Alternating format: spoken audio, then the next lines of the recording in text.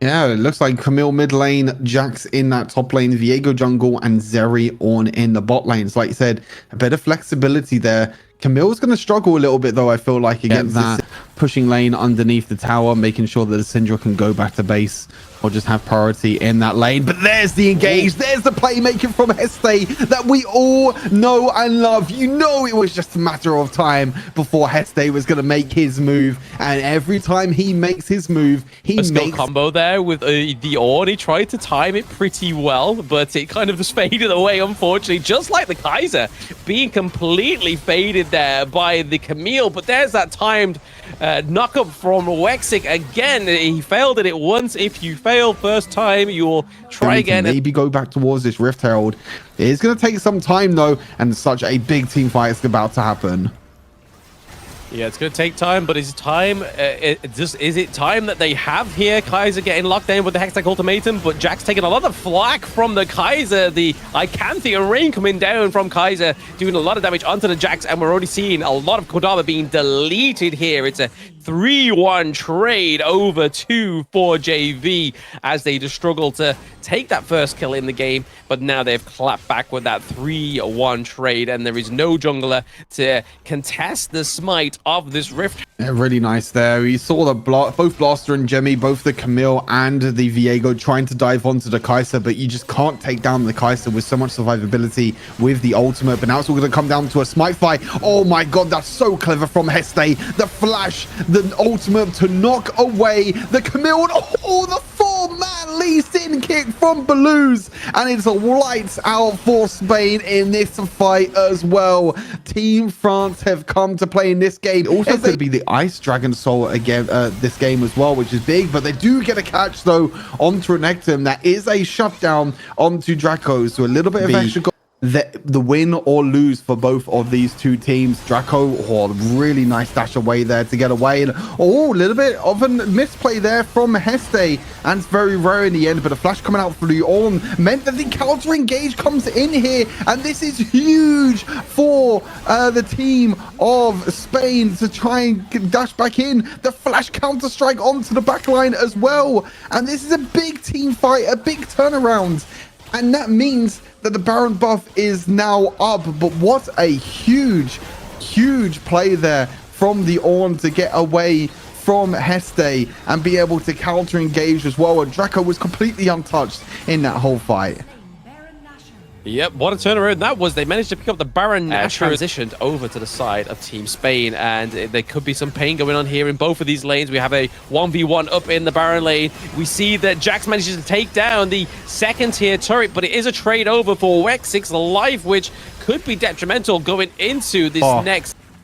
The TP has been bought by Renekton. The TP is going to be coming in, and it's actually a flank as well, all the way onto the back line. Actually, Bane a few abilities out there for Team Spain, and that does mean that they have the priority now. We're looking at Heste, we're looking at the engage. The engage comes in, but it's not very good. It's only on one member. Draco again completely untouched onto the back line, and again it's one kill over to Draco, and they just don't have the damage to break through this front line. Unfortunately, the damage from Team France there were just not enough, and Heste wasn't able to make the play that he wanted to. He tried to jump into the back line. He wasn't able to find it quickly. So Draco just needs to play super passive and wait for that initial engage. And actually, the initial engage is coming in onto the Ornn in the end, which is very interesting. But they caught out the Zeri. They're doing a little bit of damage to Draco, and Draco is super low on health, but he stays alive into the backline. He's doing the damage. He's got the sustain as well. Azim is still alive as well, though the Kaiser is still alive at the same time. And it's a 2 AD carries, but it's Azim that comes out on top. It's Team France that comes out on top at full ace, and that's all it took. One team fight. They're flanked from Heste, the flank from Balooz onto the back line, taking down the Zeri, taking down the backline carry was the difference in the end. Azim with the execution as well, with the Kaiser ultimate, and that's going to be game number 1 here for Team France. What an insane game. Absolutely insane. But like we said, the Draco method was only going to be useful for so many times, because the player's skill on the side of 4JV knows that if these things only work a few times, they're just going to basically play around that. They're going to make sure that they this can. Lilia for quite some time, kind of same as Viego in a way. Now again, Lilia got a really big buff, I believe last patch, if not the patch before, both to her first ability and also her second ability, the base damage and also the AP. You can see the Lee Sin invading into the jungle as well. There's a fight in bot lane as well. Azim takes Draco so low on health. Azim is waiting for the W to come up, waiting for the second ability to come up, waiting for that snipe onto the Ziggs. You can see, the snipe comes in the end. From Cordoba, they just don't seem to have the confidence to do it onto 4JV. And here is a 3v1, but nice barrel knockback by Blaster there from the Gragas, but it's just not enough. Akali getting that last hit onto the Gragas as well, so picking up that second kill for Team France. Where is the communication here for Cordoba? Like, where is the communication for Cordoba? Like, they should know. Like, Blaster should know that everyone was in the bot side of the map and they were going to rotate into mid, but Blaster just stepped up way too far. Azim is going to die here, though. As always, he gets a trade kill back, gets 2 kills back, actually, in the end. Cordoba. God, that game name is so difficult. Means that maybe it's now turned into the other favor here as the Rift Herald goes in, and for some reason, Wexit was like, yeah, this is my time to go in, and just steps way too far. But explosive cast from Gragas. Really strong explosive cast there to knock a member back into the team. And it actually lead as well, because more gold means more items, and we may be seeing a potential assault here onto the Baron lane turret, but then we see that Yone got caught out there with a Hextech ultimatum. Yone weak at the knees from Camille's ultimate, which was another takedown for Team France. I thought...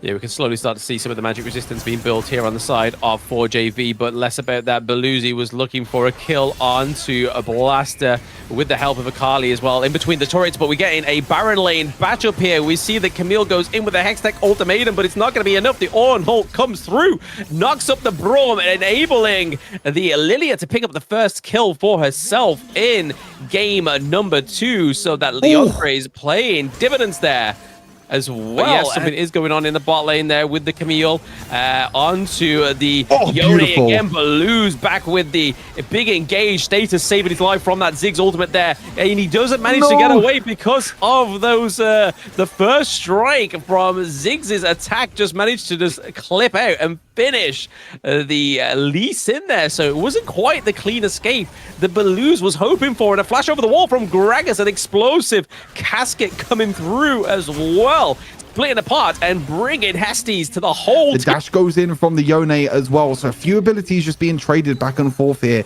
but no real engage has happened yet. We're really waiting for that Ornn ultimate from Wexit for this fight to start.